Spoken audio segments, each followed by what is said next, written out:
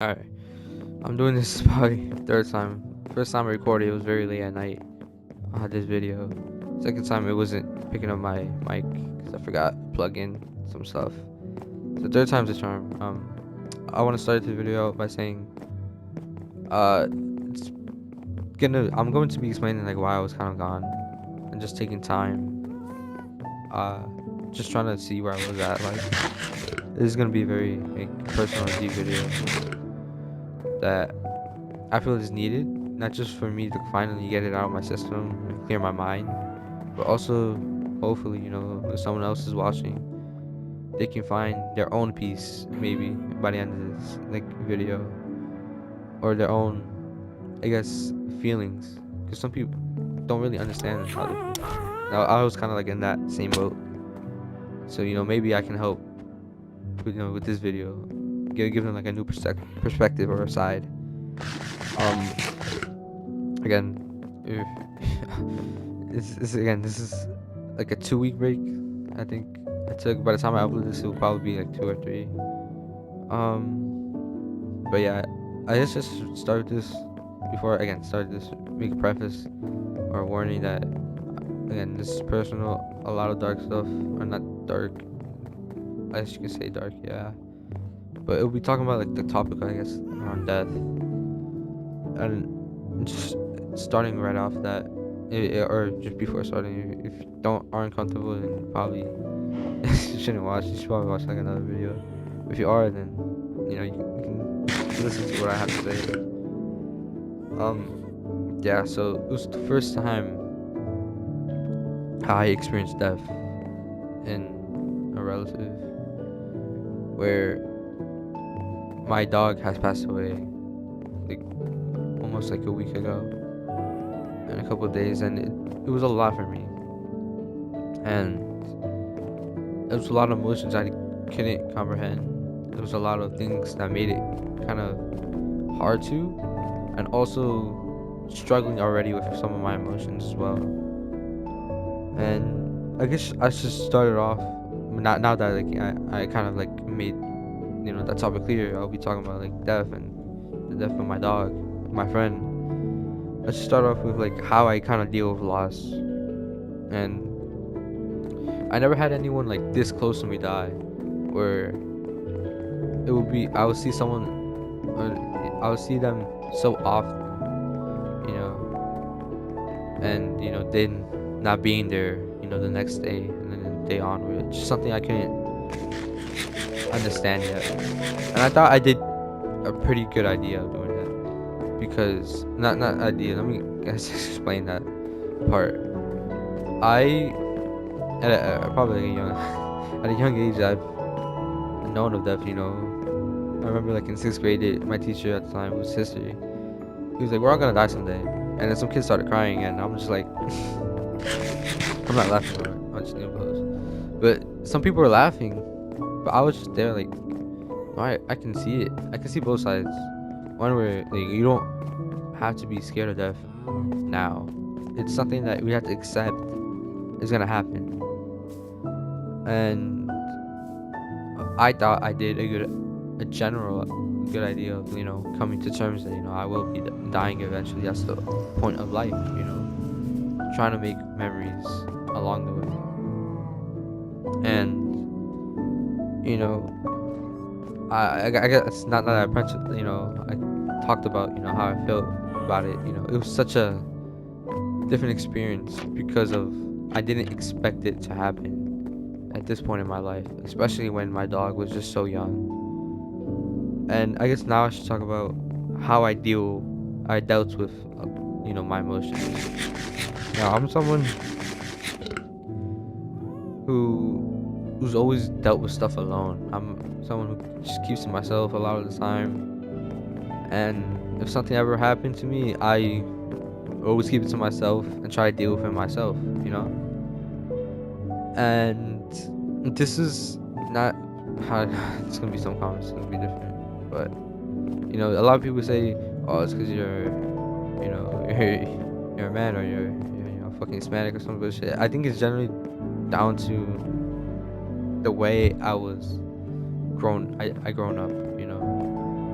and I was very closed off by the time I started. I don't know, maybe like around middle school and stuff like that. I didn't have good relationships at the time with my parents and my brother, like my family in general. I hated going to school a lot, and whenever anything happened to me, I was just dealt it with myself by that point, which just leads to me, having such a hard time trying to like express it when stuff like this in this situation occurs. And since I've always dealt with it alone, again, um this really felt like something I had to like figure out myself to a degree. I'll speak more on it later, but again, I have some notes just so I can get my thoughts more clearly. Because again, I recorded this video like 3 times already. One was like at night, like dead 6 a.m. when I started recording at 4, so it was like 2 hours. I recorded it a bit before I found out my mic wasn't picking up anything. So now I'm doing it again with hopefully my mind more clear and consents. And this thing is attacking me. So let me go just sleep real quick. But yeah, I can just stay here for a bit. But yeah, moving on. I guess I can talk about like why I'm kind of like that, and how cause I never been truly happy or satisfied in life. I had a lot of past experiences, which again, reasons why I kind of like I stick to myself and I deal with shit a lot, to myself. Just deal with it alone. And that transition from youth to adult is probably the big factor in it, on why I have such a strong, or not a strong reasons on why I do this. And I can deem it down to that. It's in order to keep this video short, because it gets I tend to talk a lot, and then it gets 2 hours like I just said. I had probably the worst high school experience ever. I know a lot of people say it, and to be fair, it's definitely worse. But for someone to get fucked over by their school time and time again, it's been crazy. Again, I can probably make a video about this alone, but this isn't just. So I will be talking about mainly just like the end of my high school journey and some of the things that led up to it. So first things first, as you're graduating, you have to decide what you're gonna do in life. And I was like, set on college, planning on going to a SUNY college that was upstate in New York, of course. I don't want to dox too much information, but it was upstate. I visited, I enjoyed it. I decided, this is what I wanted to do. I have my career path pretty much defined since I was a kid. This is something I always wanted to do. It was just automotive, and they had it, and so it was like the perfect match. I enjoyed the campus, the style they had. Again, they had the program. I got accepted into this program, which is I guess I can say it because I don't know if it's stock at this point. I think they have like other connections and shit like that as well. I got accepted into this Ford program with the actual Ford automotive company. So, right after my degree and stuff, I would pretty much be able to work along with them, either with them or an actual job with Ford directly. Now, of course, this was like pretty much a big deal to me, where I'll pretty much be living kind of like a dream. I don't really speak a lot about it, but to my parents and those around me, they kind of know. Like I always wanted to do automotive, something I've been passionate about. And when time's ticking, getting closer to graduation, closer to trying to move at this point, to college, because obviously it's upstate. It's like a 5-hour drive from the actual city to there. It just hurt that I had to come to terms that I would no longer be able to fulfill my dream, and that was like the first obstacle or hurdle I had when it came to that transition from, youth to adult, is accepting that I would no longer be able to live that dream I kind of like had in mind. I had it was been set in stone in my mind.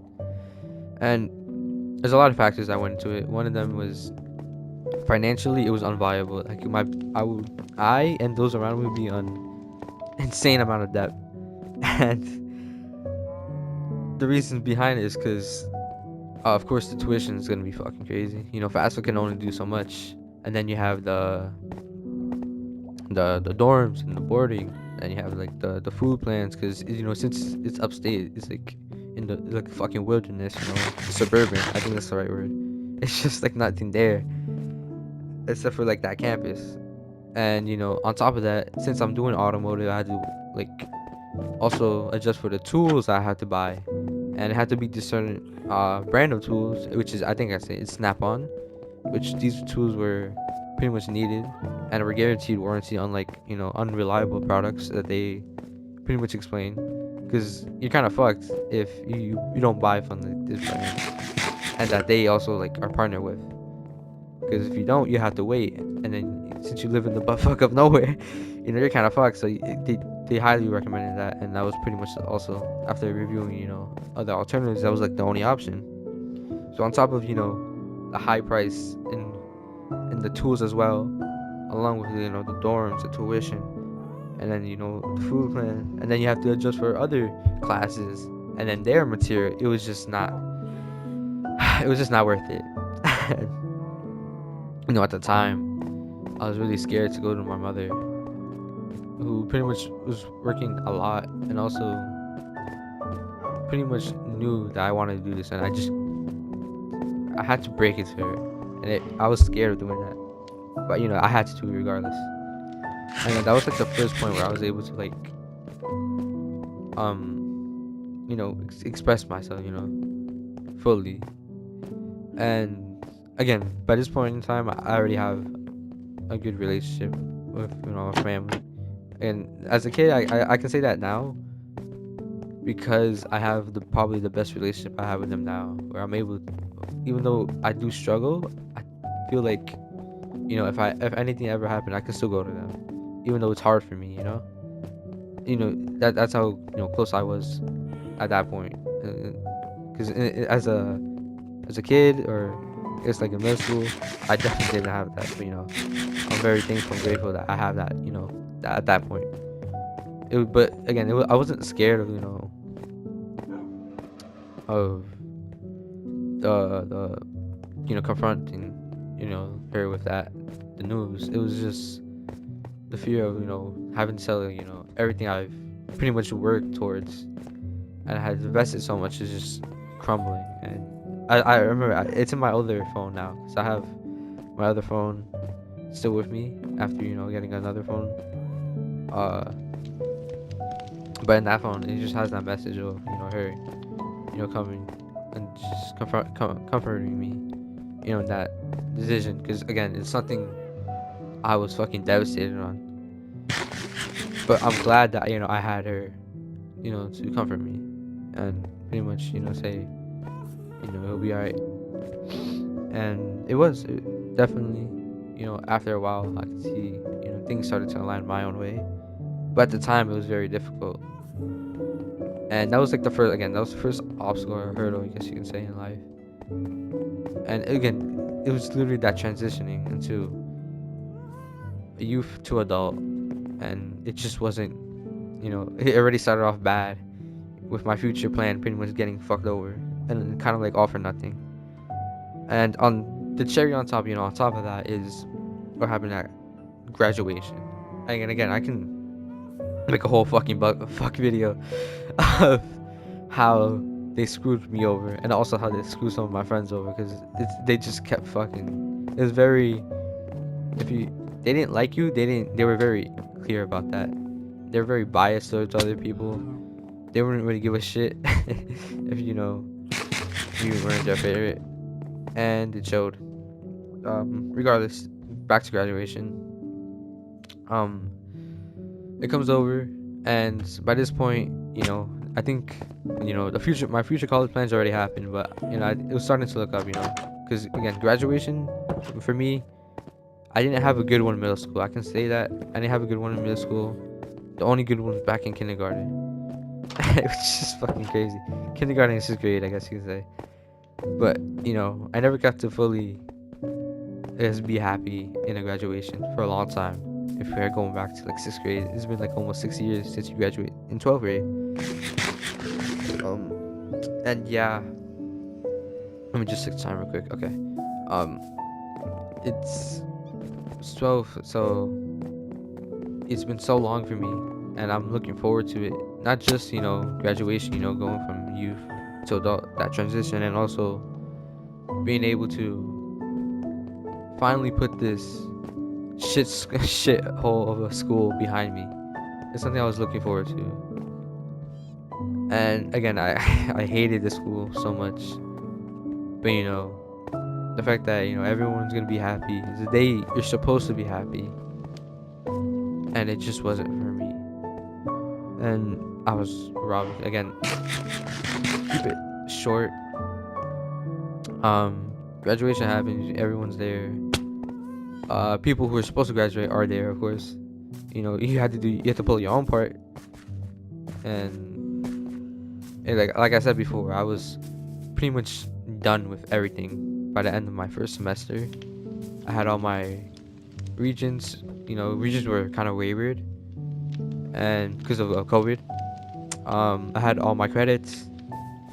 Even though there was some shit the school tried to do to prevent me from graduating, I still fucking managed by my own, because again, I don't want to get too much into it, but even with that, trying to help me back, I still managed to have enough by that end of my senior year, first semester.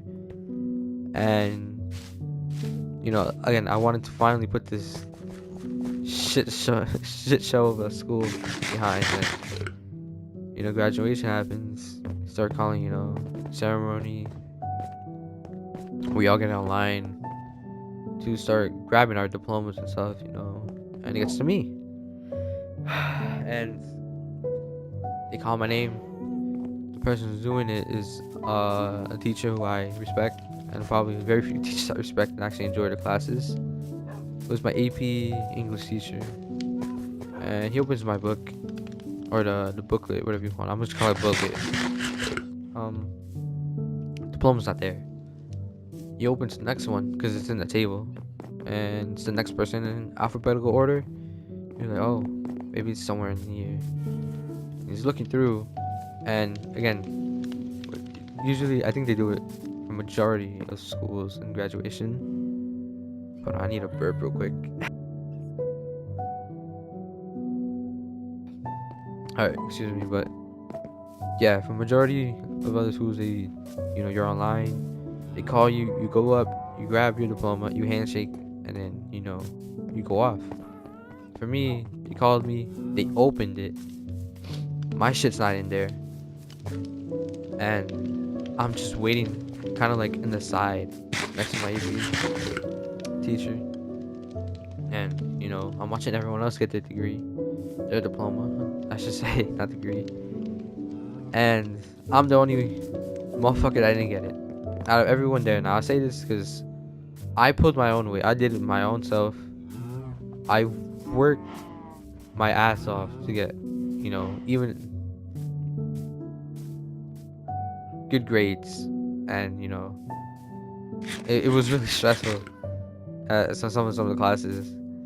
And the fact that who worked, I like to say harder than a lot of people in there, because I know personally, when someone who's also doing their work for them near the end of that fucking year, that they didn't even deserve it. They didn't do jack shit. And the fact that of me, of all people, who didn't get it, is just, it was a fucking crazy. And again, that's just one part of it. The other part is, I get fucked over by the school again and again. And the final goodbye is the biggest middle finger you can ever, experience. And it's was crazy. I don't know how to put into words, you know, a lot of it. Some of it I forgot it just so I can move on. Now the moments I do remember is, of course, me putting up like this facade or like mask of everything was, you know, I was fine. I was fine. I don't give a fuck. But deep down, I wasn't. It was like the most painful week I probably ever experienced. And of course, I was just mad. I was upset again and again, day and day. It was getting to a point where I was literally kind of closing myself off to not just my friends and then my family, but pretty much in general. I would just stay in bed, and it kind of had left some after effects after that week. And again, if it wasn't for this one story, I just noticed I ran out of cookies now, so I'll go get that on the way. Sorry about that. I'm playing this in the Minecraft in the background, just so you know, this is just a very comfort game. I haven't played this in a while, but back to my point. It that first week, it was hard. Again, the day it happened, graduation. You know, we got out to eat, and I remember crying to sleep, and it was like I just don't understand why I keep getting fucked over. Why was it me getting fucked over? But I pretty much doing my best, and it was tough, and again I was closing myself off. It was getting really bad, and if it wasn't for this one story, which I didn't really say it when in my other recordings, but I can say now. It was Tsukihime or Tsukihime. I say Tsukihime. I don't give a fuck how you call it. It was a remake. And I was reading this story way before like graduation and stuff. But there's this other route because it's a novel of the end, if you want to call it. And if it wasn't for that story, I don't know where I would be, genuinely, unironically. Because this is one other character that also goes through the same emotion, almost same emotions, kind of like in the same way. Now, obviously not the same situation. They go through some crazy shit in that story. But one of the breaking points in one of the characters, which is, funny enough, my PFP, my profile, because there's Chelsea and then there's this character, which is CL, and she comes to her breaking point because of having to put up that facade or that mask, and that's exactly what I was doing, and it broke me because I can just heavily relate to that, especially when I'm literally doing that exact same thing. You know, I was reading the story very late at night, because I was already doing that, but I was, you know, reading at 2 a.m. when that breaking point happened. I don't want to spoil it. It's a very good story in my opinion, but you know, the character CL was just at her breaking point, and again, those are almost the exact same emotions I felt of like trying to tell everyone I'm alright, you know, and you know, as long as you know I keep telling myself that, you know, I can get through with it, which is again similar to what she was trying to do in a way. And again, if it wasn't for that scene where I was able to finally just let all my emotions sink and be able to just cry, genuinely just cry, I don't know where I would be, genuinely. But you know, I'm glad that you know I was able to get, you know, through it in my own way with that story. And you know, after that, I was definitely more myself, as you can say. I was still a bit closed off, and there were some after effects, which again, sometimes I'll be, let's say, more preserved. There were definitely ones where I just didn't want to hang out. I was still, you know, upset about, you know, what happened to me, you know, after that week. But definitely that story definitely helped me. And again, another after effect was me picking up unhealthy habits and stuff like that. So some of them were already established and just made it even worse. So, which I'll talk about even later. But with that story in mind, I was still able to get through it, which I think is the big part. But even though I was able to move on with it in a way, I was never happy or satisfied in I guess adult life, is you could say it. It's that transition again, just getting fucked over, which is hard. And I said before, yeah, I attended SYEP, which is Summer Youth Employment Program. Got another job right after that because I had experience with other shit. So just for me to be able to kind of like get ready for college, I went on the city. Again, I don't want to say too much information, but it was in the city, like an hour away, and I was able to move on in a way with some unhealthy habits, but move on regardless. And again, I never was really be able to be truly happy or satisfied. I think comfortable is the best word to use. I guess I was comfortable in life, very comfortable with how things are going, but never like happy in a way. Is the best way to say it. And then other things happen, and this one involves my other little dog. His name is Shui, and this was near.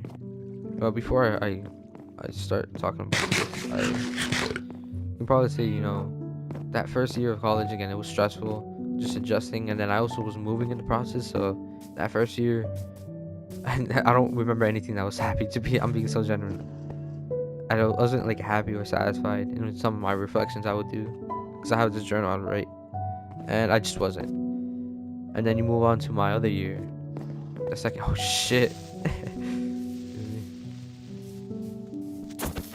And then I move on to my second year, which it was a bit better. I think it was better because it was ending and I got to meet friends along the way. And that was due to my business communication for my third semester for business, which I was taking, my major. And I got to meet new friends, actual friends I can talk to, not just college friends or class friends, you can say in a way. And I was getting to a point where, alright, I'm fine with this. I was starting to finally feeling that feeling of like comfortable to actually be happy. Now, so summer comes, because of course it's the second year of my college. I do spring again, and then and then summer happens, and the moment is where it starts looking up, it starts looking bright, and the Club World Cup happens.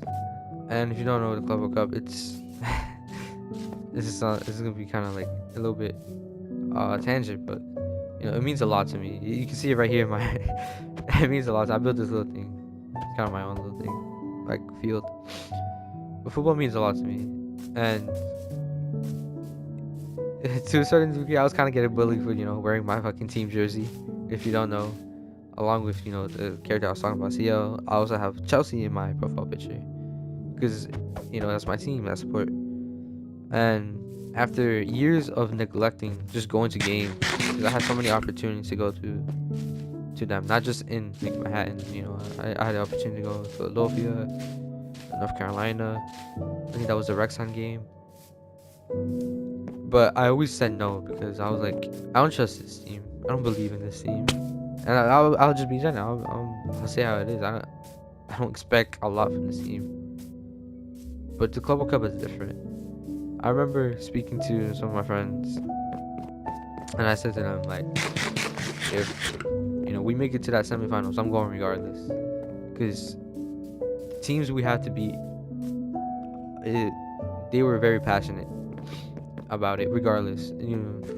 Players. There were players there that were also passionate, and this is why a lot of people try to take away from me, in a way. They try to like, be like, "Oh, it wasn't much, It was, it was just summertime." But no, you cannot take that day away from me, or the two matches away from me. So my team, qualified for the semifinal, and I get to finally go and experience, a match that or just my team in general, that I've so wanted to for so long, and I was comfortable, and I actually believed in. And what a wonderful fucking day! It's beautiful. I will never forget it. The Brazilian fans were also so energetic. They were chanting. They would always be full of energy. It was the Flamingo fans that were there, and I sat like right behind them. I sat in the front section, and again, full of energy, always loud and in a good way, obviously. And it was a moment I would never forget. Of course, my team ended up winning and went to final. I wasn't planning to go to the finals because I was happy where I was. I was actually just happy to experience the game, and it was Friday. I remember this, and the final was Sunday. So a little bit of time has passed, and Friday is the day where I was like, if I find a ticket for 200 or less, I'll buy it. And I found one, and so like, fuck it. I decided I'll buy it, so I'll buy it, and the rest is history. Now there were some complications, but that's again another story, whole another story. But that day, that final, like, it was more than just a whim of it was cheap as I'll buy it. It's because I believed in this team so much. It gave me so much joy, and seeing my team actually play and me actually enjoy the players, the coach, the environment that surrounds Chelsea as a club in general, because there's a lot of negativity, especially online. I didn't put that, but okay. Yeah, back to the video. It was very, very thrilling experience, and again, on top of that, I didn't see us losing against PSG, who was the best team in the world at that time. Had the best team, the coach, best player, who was obviously a couple months later he got the Ballon d'Or, So, but even with that, I still didn't see us losing. And I had so many friends, so many even random people just go to me and be like, "Y'all gonna lose in it," and I just smiled. I don't really say much. Like, usually I don't really like speaking about my club a lot. When it comes to just like one-on-ones, if it's like group, then I can talk about like group. I like to talk about other shit because I watch like the Premier League in general, but for my team, it's just a lot of people just don't understand, and they can't be fucked too. So I don't want to be fucked too. Also, like, explain some shit too, which is fine. But again, that leading up to that final, it was just the best day of my life. And again, no matter what you want to call that tournament, what you want to say about that day, that night in MetLife, which is, I remember the top of my head, it's July 13th, 2025. You cannot take it away. And again, that was probably like one of the best days of my life. And this is when I guess the bad habits I was talking about, the after effects start affecting and going into like kind of overdrive in a good way, though it was also kind of bad. Alcohol, drugs, or drugs, I mean weed, but I guess alcohol is also a type of drug. Did a lot right after the celebrations. I was blacking out. I was drinking a lot, eating a lot, and I don't regret it. I think no matter how much I could have like been in a lot of health problems. Thankfully I'm not. As of now. Hopefully I haven't been at the appointment, but I don't regret it at all. I Those are memories I'll always remember. Celebrating with people that actually, I wanted, they were happy for me. Because it was a while after, planning out, the actual event, and then also just me just drinking and eating and then smoking a lot. It was bad. Again, I don't regret any of it because that would never happen again in my life. I'll never see my team be able to, win something ever again, a trophy live in my entire life. It'll probably never happen. And again, you can. That's why you can never take that away from me. And again, this is where things, even though with the bad stuff, it's the the moment where I felt like I finally can enjoy life and finally feel satisfied. Where, I just made friends and I get to talk about football with them. I just seen my team win twice. I got to go to games actually in person, see a trophy win. I got this jersey from my mother, who gave it to me as my birthday gift, which was the new Chelsea jersey that had my captain's name, number 24, symbolic of kind of like my birthday, 24th as well. And I wore it the first time it came. It was the day before the final, and I got to wear it that final. And it's a jersey I don't wear. It's very rare that you will see me wear this because of how much I cherish it and how much I think it just gives me a boost in life, and reminds me of like in the moments where I enjoy it, And so, I'm just talking about how it's finally looking bright, and this is where the things where my first the little dog starts happening, which is Chewy, not the one that is left, no longer with me. It's with my Chihuahua. The other one, I don't really know the breed. It didn't even really specify. It just said mix on the paper. But this is our Chihuahua. He was also like mixed, but he's definitely a Chihuahua. Like he looks like one. But yeah, like classes start again. They start at August, if I remember correctly. And but I'm enjoying life. I'm literally probably the happiest I've ever been. And it starts like being, I'm not only am I comfortable, I'm actually like happy and satisfied. And then my dog starts having problems with his eye one week. I think it's like October. And I'm over here, my family's over here thinking, it's just, maybe he's just allergic or he's sick, but usually, it just comes in time, he'll be alright.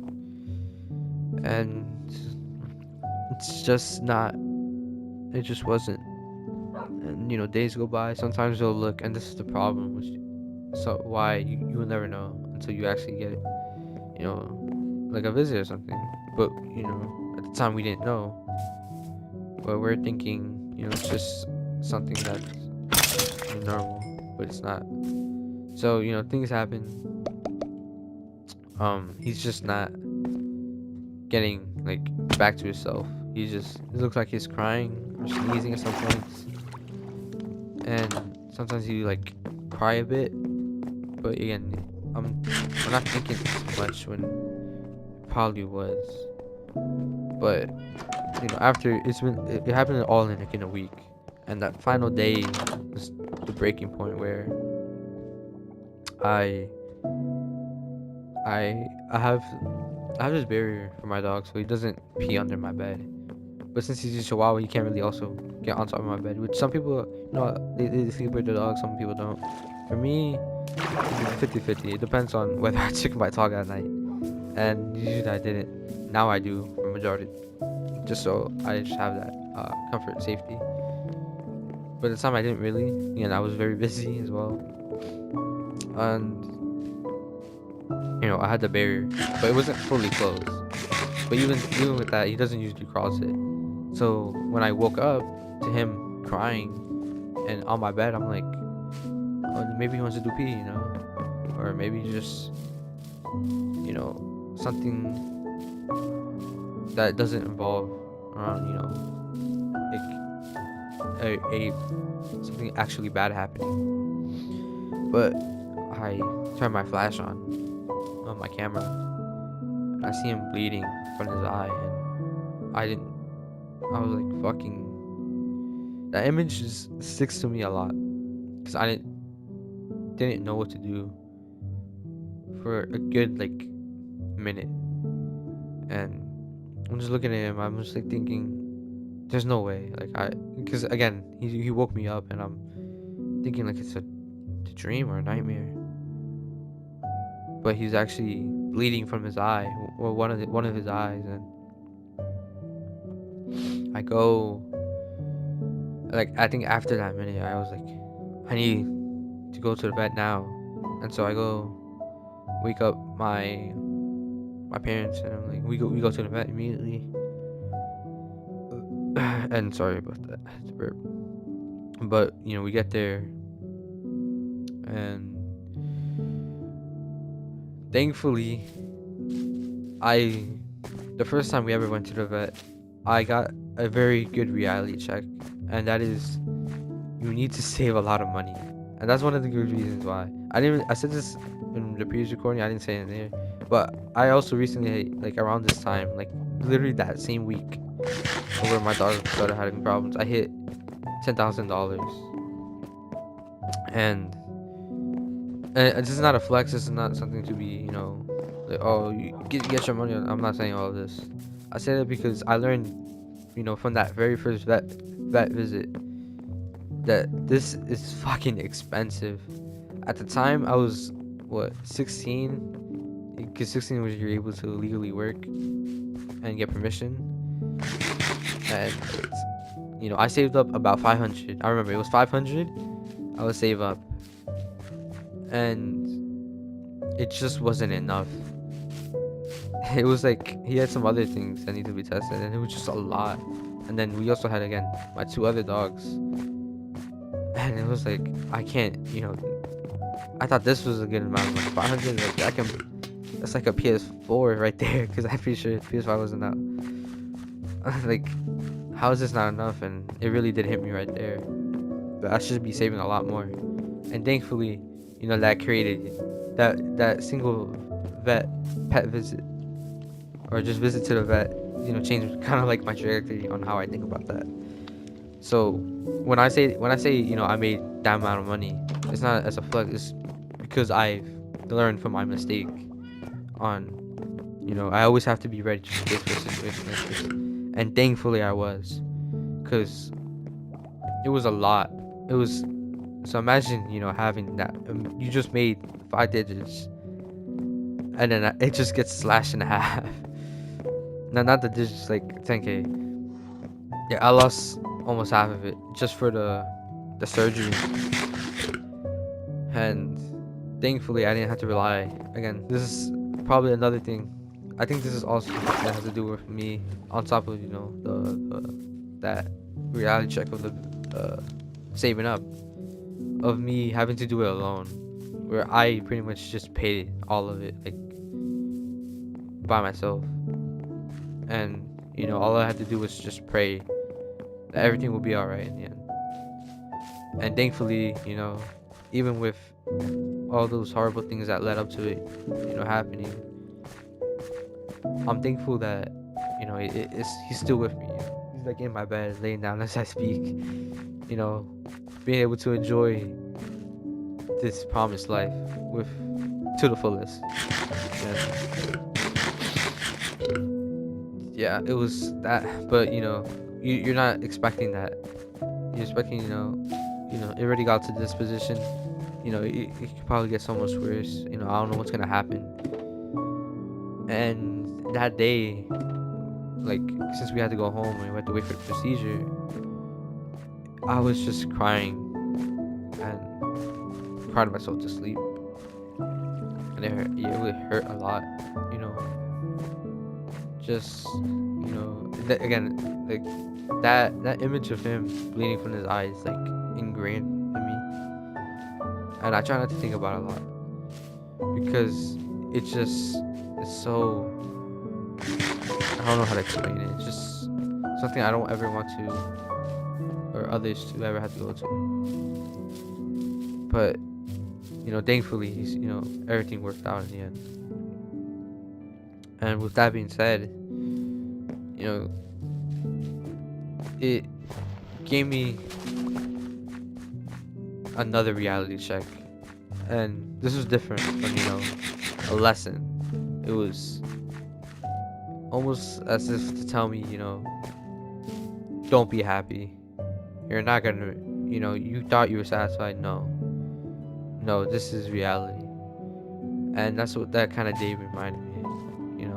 It reminded me of like the shit that I went through in graduation, and my future plans. That I can never be truly happy or satisfied in life, and it really did like affect me a lot. But I thought I put it behind me, and then that happens, and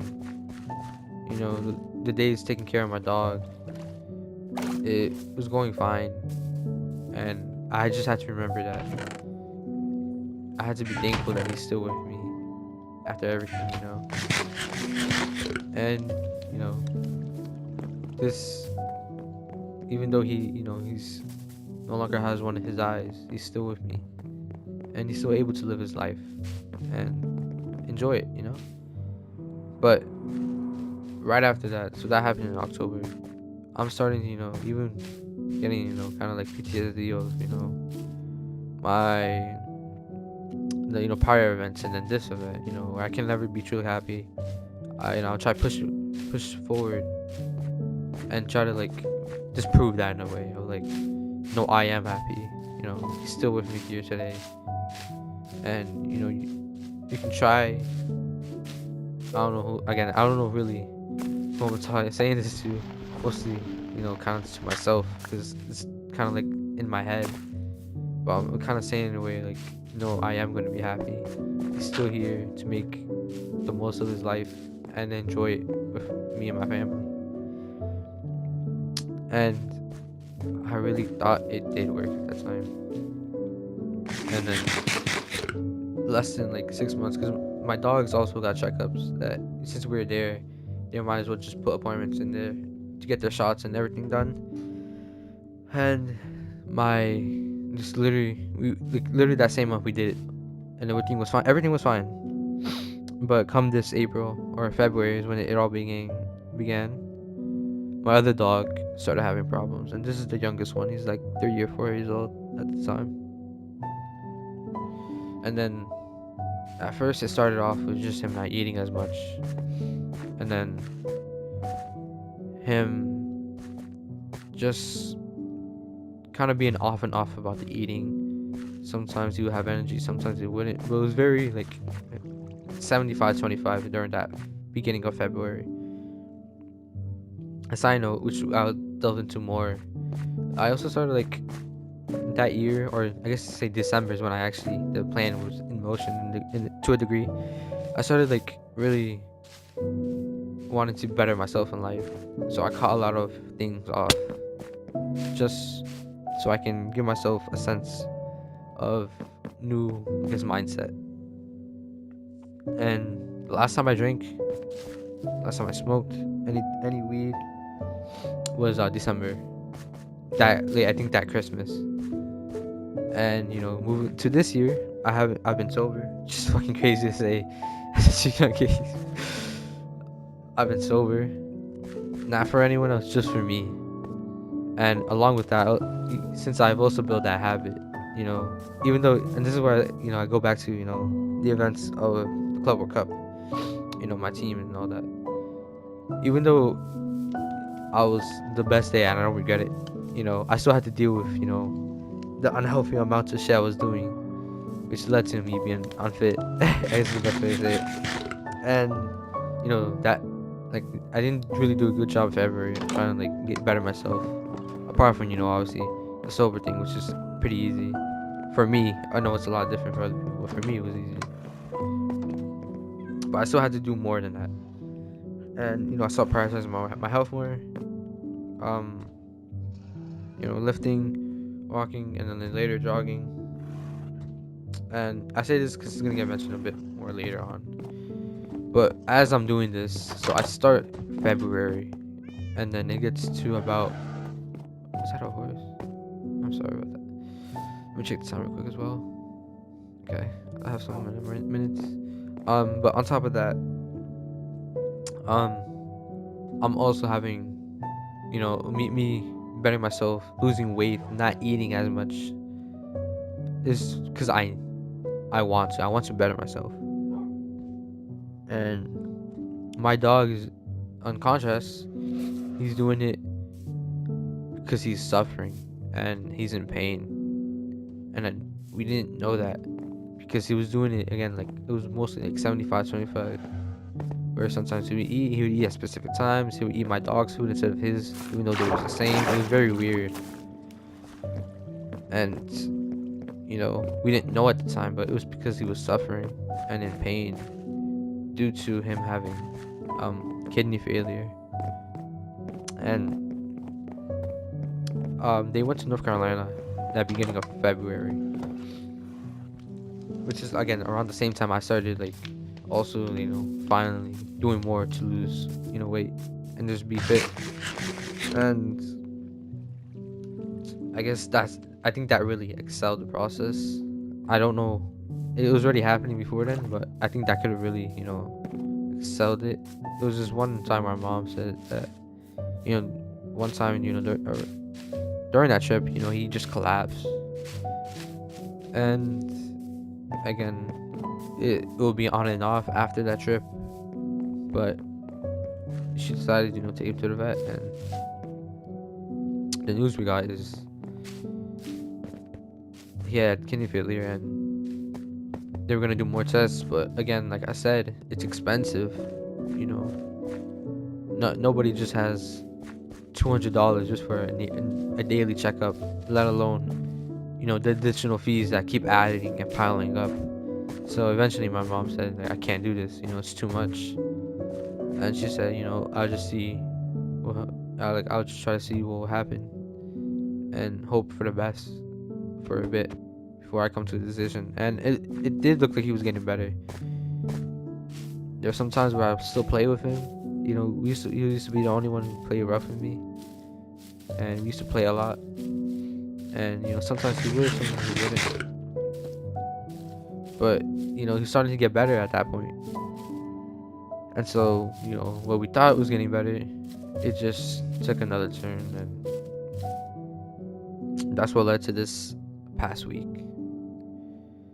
And this past week, it really was, or not the week before, which I'm recording of now. That week was a week I had a lot of regret at the time when I was thinking about it. So his final week it started out normal, until he randomly bit my other dog Chewy, and I was mad at him for that, because of course, why would you just bite him? And he normally doesn't do that when I walk both of them together, but he randomly just bit him, and I was mad at him because I was like, why would you bite him? Why would you bite him? He's already been through a lot as well. There's no reason for you to bite him. And I kind of did neglect him in a bit, where I still do his usual, give him food, give him water. But when he wanted to say hi, because he always got up when he saw me, I'll be like, no, you can't just bite him and expect me to be happy or want to play. You can't just bite him, And it was like those happened on a Tuesday or no Wednesday. So Thursday goes by, and my parents say, "Oh, we're going to North Carolina. We're gonna take Chewy just so he can get some fresh air, separate the two." That's probably what they both want. And so, they were gonna go Friday, and so, it was like a day of mad. It was like almost 2 days, you could say, because it happened like in the middle of Thursday. Oh no, not Thursday, Wednesday, Thursday when they were they told me and they were planning, and then Friday is when they would leave at night. So it was like almost like 2 days. But after they left, which was Friday, I was like, it's okay, fine, you can be with me. And I was like, you probably are just not yourself. And I can put it behind me. Like I shouldn't be mad at this for too long. Even they both been through a lot, and that's what kind of crossed my mind. So I was like, you can and pretty much she was spend all of that weekend with me. It was just me majority of that weekend, and I didn't know it would be his last weekend with me. But all we did was just, well, all he did was just lay down with me on my carpet. He would get in between my legs. Sometimes he wanted to just cuddle. He didn't want to play. He just wanted to cuddle, hug. He would just sleep in my bed. And the thing about why I say this is because he just would sleep on my bed, get off, and then sleep on the floor, and then just do those two things again and again and again. And it was, again, I know now it's because he was just in pain, silently, and it was just a way of trying to cope with it. And again, we didn't know it was this bad, even though chances were it just wasn't looking gonna get better. But that weekend was like those final week, just those final days, him being with me. And they came back. I like to say, they're to Monday night, and yeah, he looked defeated. He looked almost as tired on the daily. And the final day was Tuesday. So they came back. My parents came back Monday. He was looking fine, and then, well, everything by him, he was looking fine. My other dog was fine. But it was to a point where my mom said, like, I'm gonna take him to the vet one last time and see what they say, and we will see from there. And I'm sorry, I'm getting notification that my video is ending, so I'm going to cut this into 2 parts. I've been going rambling. Yeah, it's just been a lot on my dog, and so yeah, they were gonna take him to the vet, and by then it was just, they were gonna take him after Tuesday, because we all had work and stuff, and except for my brother, I think. But I went to work. It was another fine day. I thought it would be. I go home. I open the door, and usually it's both my dogs, happy, barking, and I want to see my little dog, my Chihuahua Chewy. He's the only one doing it. My other dog doesn't even have the energy, to greet me, and all he can do is just wag his tail, and it really hurts seeing that. And I sit next to him. I agree with my other dog, but I'm like, I need to check on him first as well. And so I check on him, and he just don't even have energy to stand up, And I just had to wait for my mom to get back, and I think she kind of had a feeling what was gonna happen. I don't know for sure, because I don't really talk about that aspect really deeply. But she bought us food, and she said, "Look, I'm gonna take him. You guys eat." And I think she just wanted us to get it out of our minds, not really think about it. And so, we listened, and she leaves, and I'm trying to keep things off my mind. I just started playing Geometry Dash recently again, back, and I get told for my brother that he he has to be put down because that is the best decision we can do at this moment. And it really did. I just didn't understand it. And I remember that car ride. We took an Uber. It was just tears in my eyes, and I just couldn't like understand why. You know, why this was happening. I was lost, and I wanted to just see him, because I was, you know, I didn't know what the condition was, you know, like fully. All I just know is that all I was told is that, you know, we had to say goodbye to him, and you know, we're rushing there. Obviously, you can only do so much in New York traffic, you know, Uber. But we get there, and you know, we're all there to finally just express our final goodbyes. And yeah, it hurt a lot. It hurt a lot, you know, trying to process, you know, why we were gonna lose him at such a young age, you know.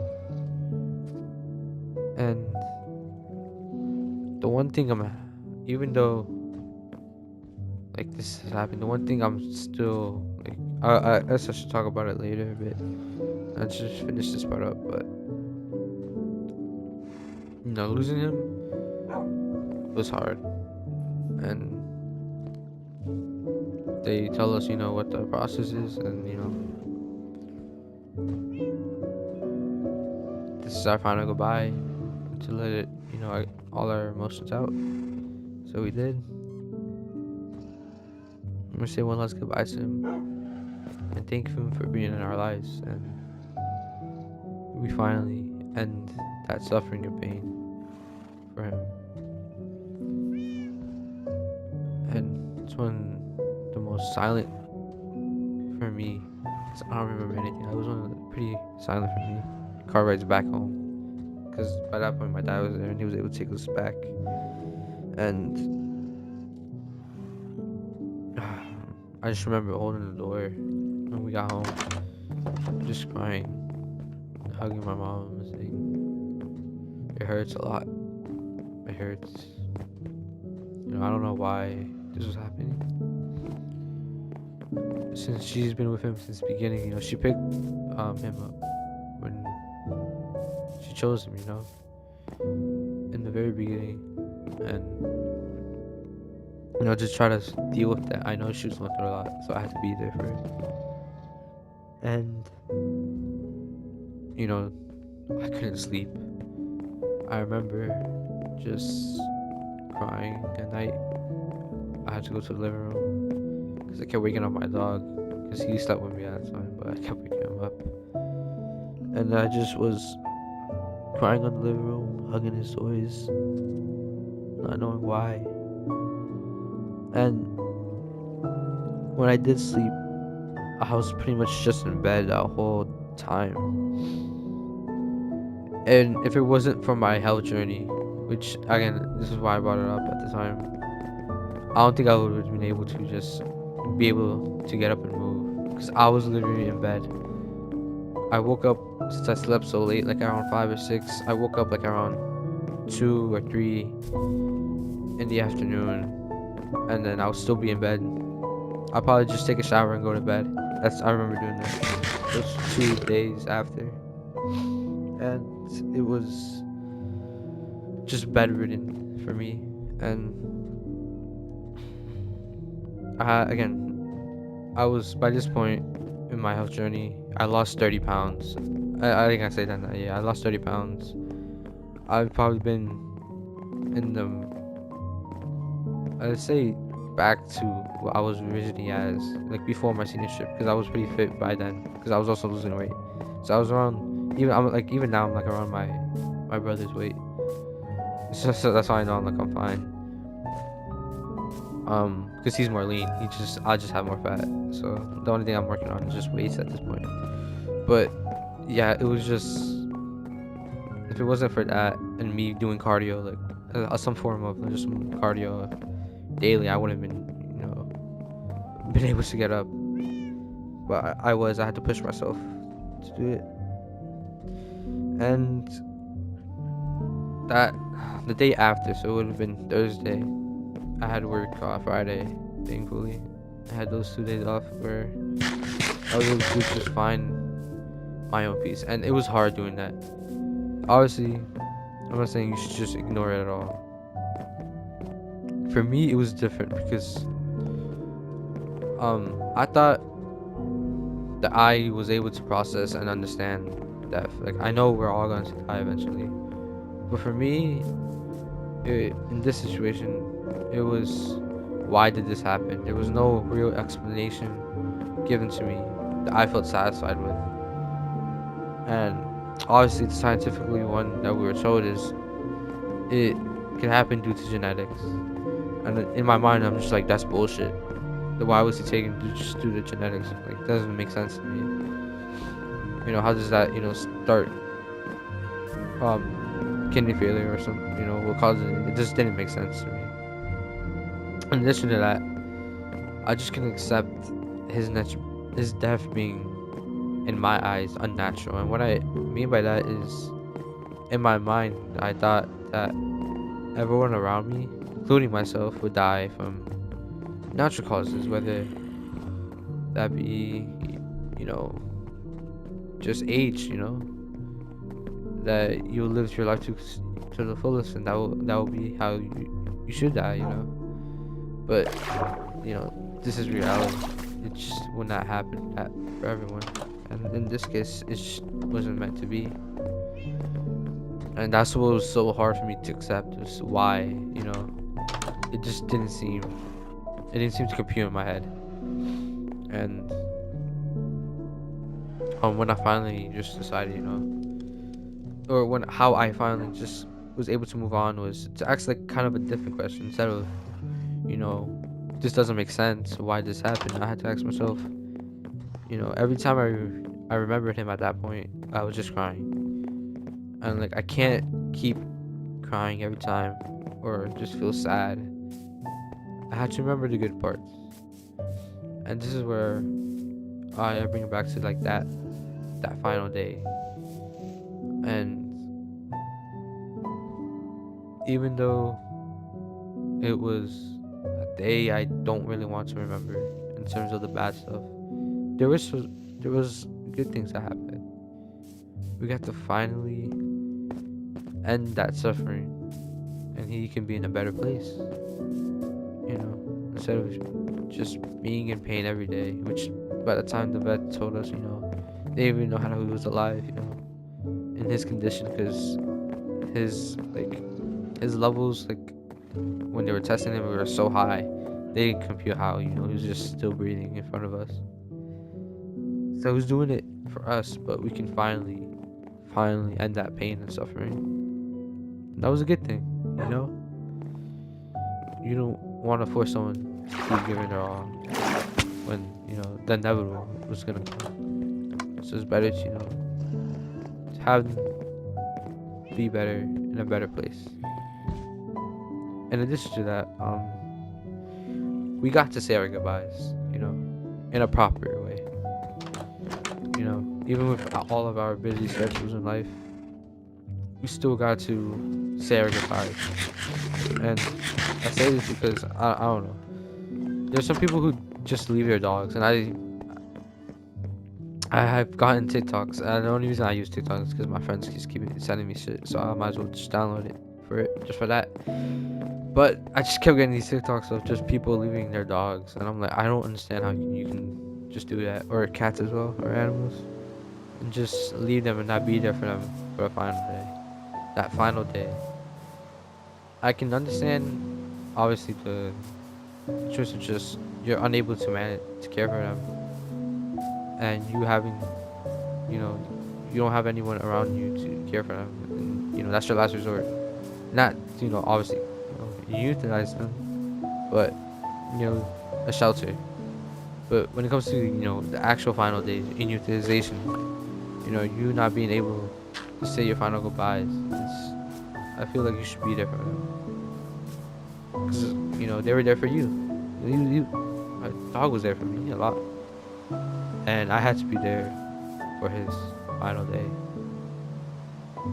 And, again, maybe someone can help me understand that side. 'Cause to me, I don't understand that. But regardless, I had to keep remembering the pauses, and those were positives.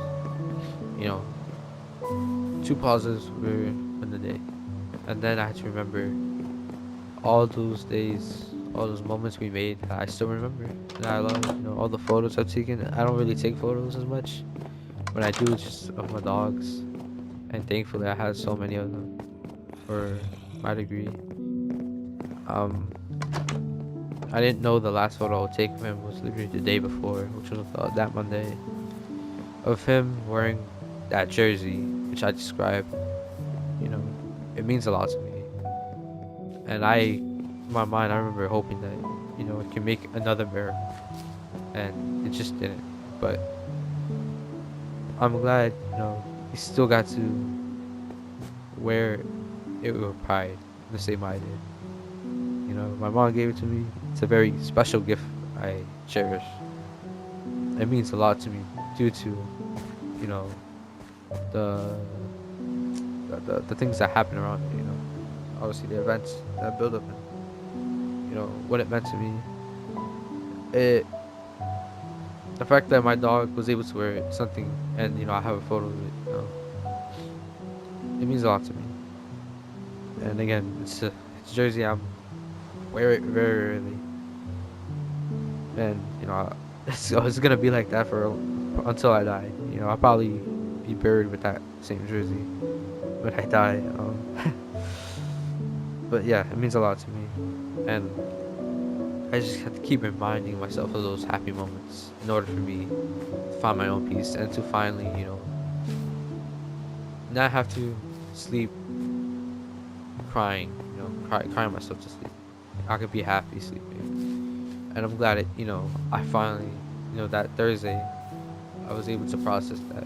It was just a lot of time me thinking. It wasn't really me just sleeping when I was bedridden. It was just me thinking, and I'm glad it's behind. I've moved on, even though to this day, I don't understand. You know, even with the scientifically given, answer with me of it being genetics. It just I was able to find my own peace, and I went to go talk to my mom. I think that Friday, and I'm glad that I think she found her own peace too. I'm glad that she also has photos she can look back and remind her of all the days that she had with my dog, and all the fun times he was always smiling, always happy. There's a lot of moments where I just miss him. Where I can just be doing work, or whether it be like job, because I have another job as well, job, or just work, or just me done, tired of playing, whether it be like Minecraft or some other bullshit game I'm playing. I can just get off, go to the living room, and he would always get up. It could literally be sleeping, he'd be on the couch just chilling on the floor. He would always get up when he saw me, and it just hurts, not being there. But I always have to remember, I'm thankful that, majority of the time, I went to go across my living room to the kitchen. I always, said hi, played with him, and I always have to remember that, and bring back to my mother. I went to check up on her, and I went to ask her a bit on, what the vet said, and again, that bullshit answer, in my opinion, of it being like, what's it called? It being genetics. I still don't. My mind can't comprehend it. and you know, I went to go see how she thought, and she said, it's unfortunate, but she just has to find her own peace, and I'm glad. I think she did. Like I said, she can look back at those memories she made with him, those photos. She took a lot of photos. So I'm glad of him, and I gave my dog him a lot. I like giving my dogs a lot of stuff to play with, and I remember like going inside like a Dunkin'. They had like some dog plushes, and I would go buy all of them, all the variants. I give it to my dogs. So I had like this Dunkin' donut like dog toy. I had this like coffee. I had this coffee toy. I gave it to the one that passed away, and it has another one that I get to my dog. Like I'm glad I always gave them stuff to a degree. And I gave him like this Golden Freddy plush I got, and my mom also has it with her now. I gave him like in his chain. um, but yeah, after talking a bit, I found that I think, you know, she found a peace and is able to move on as well. Like, 'cause I think apart from I know everyone else, my family's also dealing with this. She's the one I knew I needed to check up on the most, and she was fine, yeah. And that we're both able to move on is, a big positive.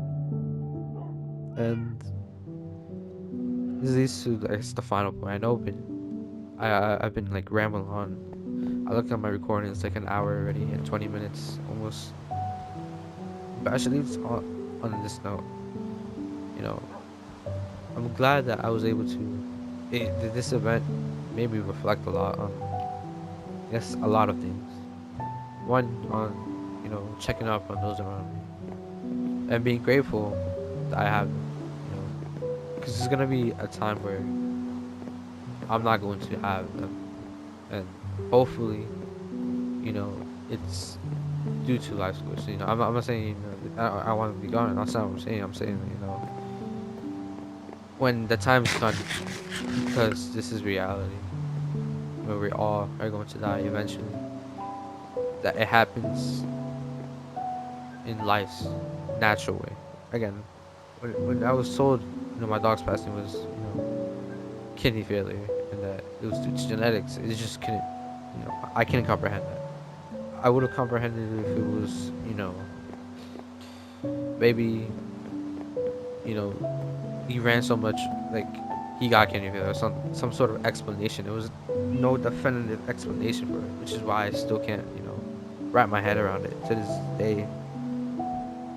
But, regardless, I hope that, we continue to live our lives to the fullest, and those around me. And so, again, to wrap this up, that's like the first point, to be grateful. And I mentioned like the little bit of regret I had of my dog's final like days of him being with me, and I wasn't really, I kind of like was still mad at him because he bit my dog for no reason. There's no real reason. Like I remember playing it back in my head.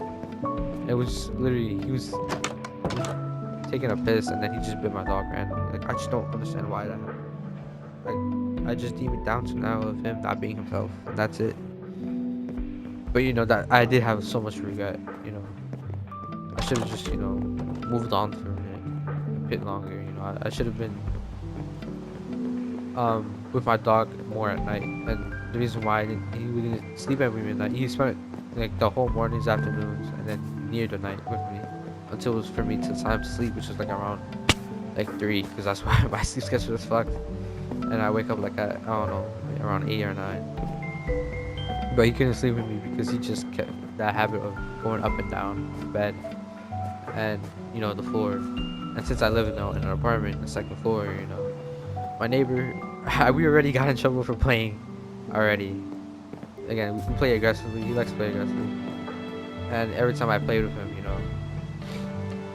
we make a lot of noise and then we get in trouble. And I just didn't want to deal with it. And I knew since from my mom told me, like he sleeps like right below me, like the exact same spot below me. Like I couldn't like he's gonna go complain. I just didn't want to deal with it. So, I didn't just allow them to be with him when it was, this, probably the time he needed it. But I can't keep holding on to that. I had to just accept that, I was there for him at least majority of those days, and I had to be happy I was there for him, and he probably needed me a lot, and I haven't said his name, and because I wanted to say it for the end. His name was Brucey, or Bruce, is what we call him. My brother named him, if I remember. And it he died. It just, again, it couldn't comprehend. I didn't know why, but I still want to do so much for him. I had so many plans. Again, apart from me and my health journey, I wanted to go. Part of me, me losing weight, being fit, just because I had plans. I had plans to go to Pokemon Go Fest in Chicago. I don't think I'm going because of other reasons, but I plan on also going to community days with my dog. I went with all two of my dogs except for him, except for Brucey, because I stopped playing around at the time. But I was working towards that goal, and sadly I can't do that no more. I planned on trying to see if I can get a cheeky win against him on a race, and I couldn't. I can't no longer do that at this moment. Yeah, it just hurts. I had so many things planned, and it's kind of been tough trying to come to a realization that I can't achieve that at this moment. But I will, but that is when my time has come. And I just mentioned about wanting to do so much things for him and honor him. I had so many things planned for it as well. So many things, and it brought me back to this. I was while I was thinking about what I should play in the background with this. It brought me back to this. This is a world I have very cherished to me. Now I don't want this to become like a graveyard or so. It's just not what I want. I want this to become like a place where everyone I care about is gonna be, and I'll eventually get everyone to sign a name in there if they can, of course. But I should put my own feelings. Obviously, this is like a version of Snappy's, but for me, it's my own, and I should honor it with those that I love and cherish around me, right? And I think this is a good place I should put it.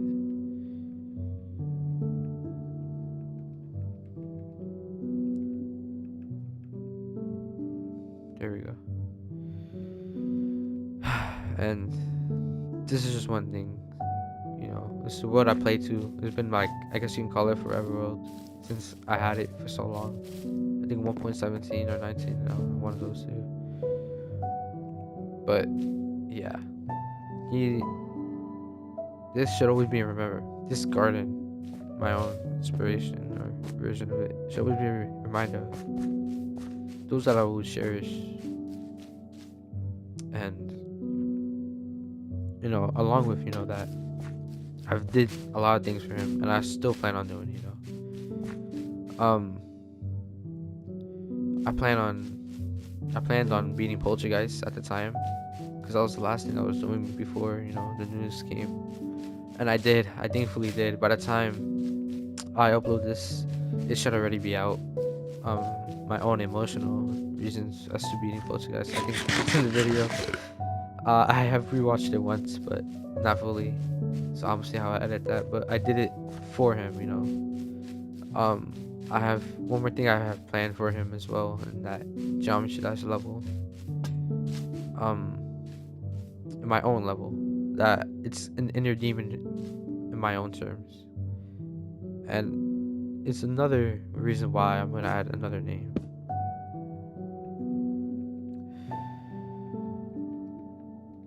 And this is Phoebe. This is my second technically dog that we ever had, and she was with us when we're very young, but we gave it to a relative because she was just too much at the time. So we kept my other dog, my oldest dog, with us, and we had to give her away. But she also passed away, and I think it didn't hit me as much because I remember crying, but it didn't hit me as much as Brucey's because I just wasn't, that feeling of her being there. I mean, crying, it already happened. Not to say I wasn't crying. I remember crying when I heard the news of her passing, but I was really crying during the initial phase of me, having to accept that we would no longer be with her permanently. And in addition to Phoebe, which is actually Phoebe, which is Phobe, which I didn't know was how you spell her name until after. I thought it was always Phoebe because my oldest dog is named Pepe, so I always thought Pepe and then it was Phoebe, and I didn't know this till after she passed. But I I I had my I had made my original level to honor her, and I half-assed just uploaded it without ever like fully trying to beat it. And I'm gonna take it back. No, it's in my channel. If you made it to this part, thank you guys. Um, like I'll get my final thoughts in the very end, which are almost there, and just wrapping it up. But it's it's in my channel. It's very long ago, and I remade it, and I just uploaded it. I did like a no clip, and then I did a showcase, and it says in honor of Phoebe because I recently went to play it, just try it for a bit. But I should also finally, stop letting, that, I guess, mindset, or just stop putting it off when I can do it now, and I know I can do it. I beat Poltergeist, which is a level jump test, a week after my dog died. I said I was gonna beat it in a week for you, and then that day came, Tuesday, which again I had work again, and it was one of the most craziest ways I beat it. So I got two new uh new bests in that same day. And usually when I get a new best, I don't ever break it. But I got one, and I got one like a couple attempts after, and I knew that I was gonna beat it that day, and I was not gonna stop. And even though it took me 3 hours, it's in the recording. It took me like around 3 hours to finally beat it. I'm glad that I did, and I felt like it was a push from him as well. I think his belief was part of the reason why I even beat it. And you know, that's the level I was already planning on beating. I uploaded like attempts in my or progress in my channel, so it's not a proper way for me just to honor it. I have some other things, but in terms of like some things I can say like publicly, I think this one is the best way where I will go back to my old level, which is Tsunami Wave, where I originally have Phoebe as a tribute, that the level was tributed to her. I should have it for both of them, and I can finally put that inner demon of that to rest. Now, obviously, if you look at the level, it's really, really crazy, insane. I don't know how I'm gonna beat it. Now, obviously, I've been very good at Wave. I think that's something I can back myself with. Not to like Sonic Wave level Wave, but I think I can beat it in eventual time, and that's my whole goal. That I know I'm not gonna probably beat it. Maybe not this month or the next month, but I will eventually beat it. That will be one of my life goals, and I'll do it for them. Now, regardless, I doubt it will be like rated or like download as much, but I hope that when I do beat it, it won't diminish that value. I will do it for them, and I will do a lot of things for also both of them, my heart and mind, and that is the best way I can honor them in a level I always thought was kind of impossible in my mind, and just pushing forward because that's what these two were kind of doing in life, especially Brucey in his final days when the vets were telling me we don't know how he's pushing through, just pushing through probably for, us. And that's what I'll keep doing. I keep doing that. Thank you guys for watching. I don't know how I should end this. I've been rambling on for like about 1 hour and 32 minutes was what my recording's telling me. And I guess the main takeaway is if you're like me, where you struggle to like express yourself, there's other ways of finding, a way to express yourself. Again, I mentioned how that story of me, I was reading that story and how I was able to relate, and then finally let all the emotions I bottled into myself, let it all out. There's other ways to do it, but you can also, like, if you can rely on those around you. I mentioned how I didn't have a good relationship, and even with that in mind at the time, I still, in a way do know that I have that reliance, and also deal with it in my own way. In addition to that, whenever stuff like this happens, it's okay to grieve, it's okay to cry. And don't let anyone tell you that. And if you're having trouble accepting a situation like I am, don't let it affect how you will see that person, or that your friend, because that's what he was. It was more than family. His friend. He was like a best friend, like a little brother. At times I had to like get him out of trouble, but you should always remember, the positives in that situation. You should always, every time you think about them, you should always remember, all the good times you had, instead of the days leading up to it, or like the regret you kind of feel, or that final day. If you are, you should remember the positives that you were there for them. You were there when you were playing. You were there for that first day you met. You were there to the final day they met. All the moments you have, all the photos you have, you should remember that instead, because that is what life is all about. The connections you make, and I think that's one of the most important things you can have. And when it comes to life, So, in the name of Bruce, thank you for being there for me. Thank you too, Phoebe. I will continue to move forward. And, I have other dogs, that are there I need to care for. Other friends, other family members. And I will keep them by my side, Those that pass, I will always keep them by my side. So again, thank you guys.